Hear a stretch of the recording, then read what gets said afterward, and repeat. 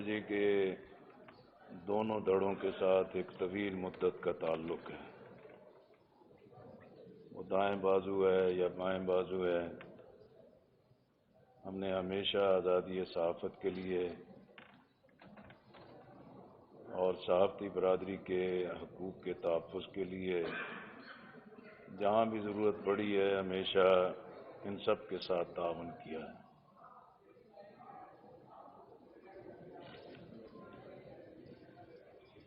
ابھی سلمان غنی صاحب نے، چیمہ صاحب نے، رانا عظیم صاحب نے، ویو اکرم صاحب نے بہت ہی شاندار باتیں کی ہیں۔ جو بچ گئی ہیں میاں اسلم صاحب کر لیں گے۔ میں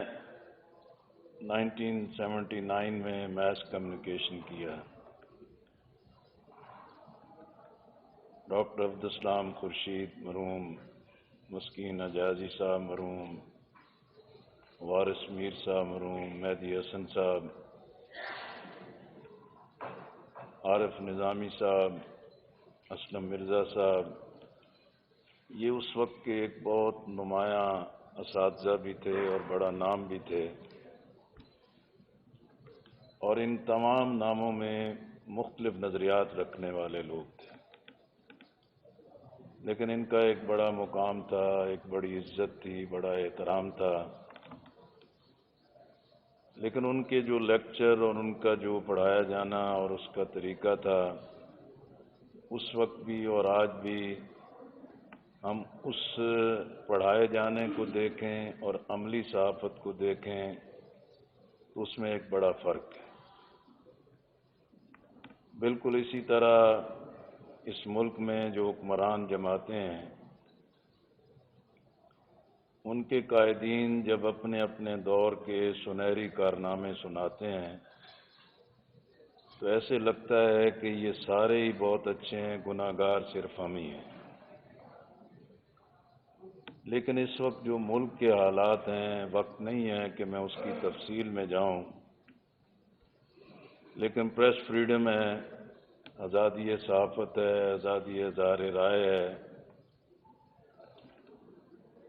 ہمارا آئین ہے، ہمارے ضابطے ہیں، ہمارا قانون ہے۔ اگر ان پر عمل کر لیا جائے تو ہر چیز کو اپنے ایک صحیح رخ پہ رکھا جا سکتا ہے، لیکن جب ان پر عمل نہیں کیا جاتا تو ہر دور کے اندر آزادی صحافت کے نام پر قدغنوں کے لیے نئے سے نئے قوانین تراشے جاتے ہیں، اور اسی سے ہی معاشرے کے اندر ایک کنفلکٹ پیدا ہوتا ہے۔ پھر ہماری سوسائٹی میں جو پولرائزیشن ہے، اور ایک زہریلی پولرائزیشن ہے، جس کی وجہ سے ہمارا معاشرہ ایک پوری شدت کے ساتھ تقسیم ہو گیا، اور اس پولرائزیشن کی وجہ سے ذہن بند ہوئے ہیں، فکر بند ہوئی ہے، سوچیں بند ہوئی ہیں، اور جو جہاں ہے وہ اسی دائرے کا پابند ہو کے رہ گیا ہے، وہ کسی اور کی بات کو سننے کو تیار نہیں۔ جب یہ کیفیات پیدا ہوتی ہیں تو اسی سے ہی انسان مبالغہ سننے کا عادی ہوتا ہے، جھوٹ سننے کا عادی بنتا ہے، اور اسی بنیاد پر ہر گروہ جو ہے کہ وہ اپنی اپنی مرضی کے ساتھ چیزوں کو فلوٹ کرتے ہیں۔ اسی طرح جو ہماری مجموعی طور پر سماج میں، معاشرے میں غیر ذمہ دارانہ رویے پیدا ہو گئے، نیگیٹو سینس پیدا ہو گئی، مجموعی طور پر پوری قوم کو ایک منفی رخ کی طرف لگا دیا گیا ہے،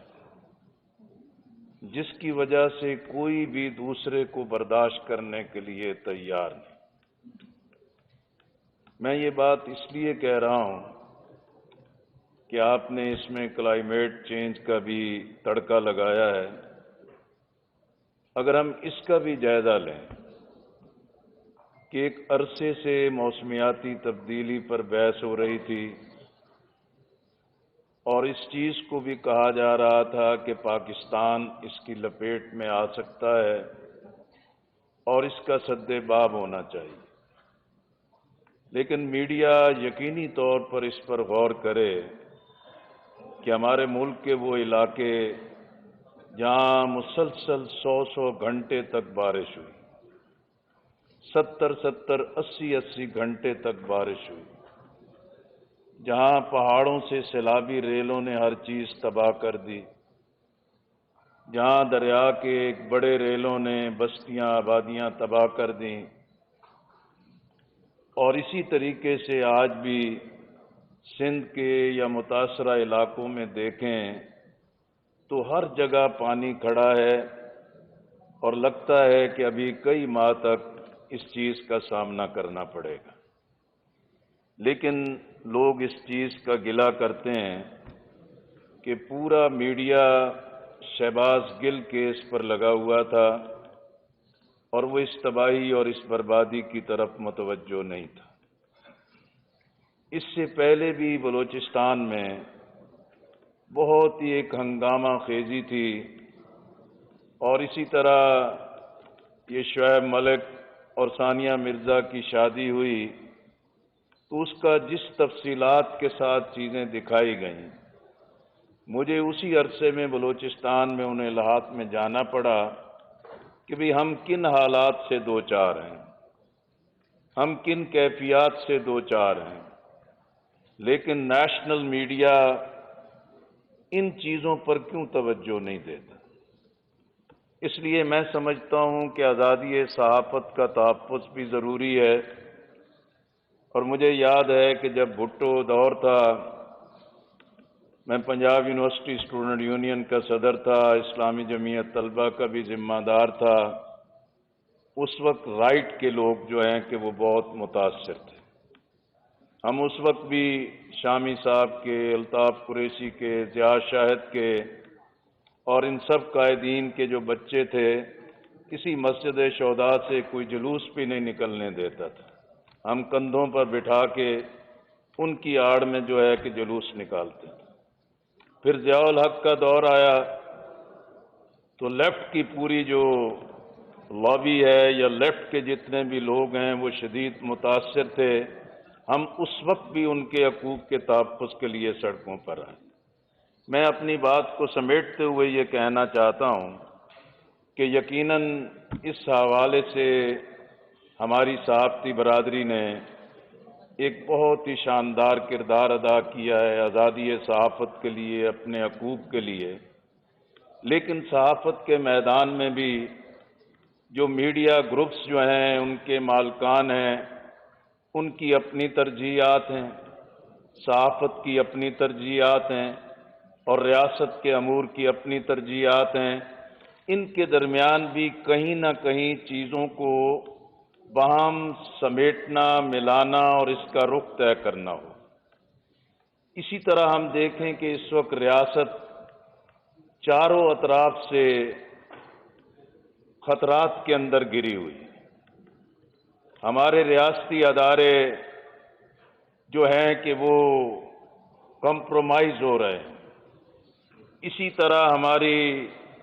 جو اقتصادی صورتحال ہے وہ ہم سے ہماری آزادی اور خود مختاری چھین رہی ہے، عام آدمی کے لیے زندگی گزارنا ناممکن ہو گیا ہے۔ اسی طرح پورا پارلیمانی نظام خطرات سے دوچار ہے، عوام کو انتخاب صحیح نہیں ملتا، حق اور سچائی پہ نہیں ملتا۔ یہ وہ ہماری ترجیحات ہیں کہ ہماری اخلاقیات، ہمارے ذمہ دارانہ رویے دم توڑ رہے ہیں۔ یہ نیشنل لیڈرشپ کو اور نیشنل میڈیا کو اور یہ ذمہ دارانہ احساس رکھنے والوں کو نیشنل پرائرٹیز پر اکٹھا ہونا ہوگا، اور اس کے لیے ایک لائن ڈرا کرنی ہوگی کہ اسے نہ فوج کراس کر سکے، نہ سول بیوروکریسی کراس کر سکے، نہ سول سوسائٹی، اور نہ ہی جو ہے کہ سیاست اس کو کراس کر سکے۔ اب یہ احساس کب پیدا ہوتا ہے؟ میں سمجھتا ہوں کہ اس احساس کو پیدا کرنا یہی میڈیا کے لیے ایک بڑا چیلنج ہے، اور میں آپ کو یقین دلانا چاہتا ہوں، وہ آزادی صحافت کا معاملہ ہو یا سماج کے اندر ایک ذمہ دارانہ رویے اور کردار پیدا کرنے کا معاملہ ہو، انشاءاللہ ہماری طرف سے ہمیشہ کی طرح آپ کے ساتھ تعاون رہے گا۔ بہت بہت شکریہ۔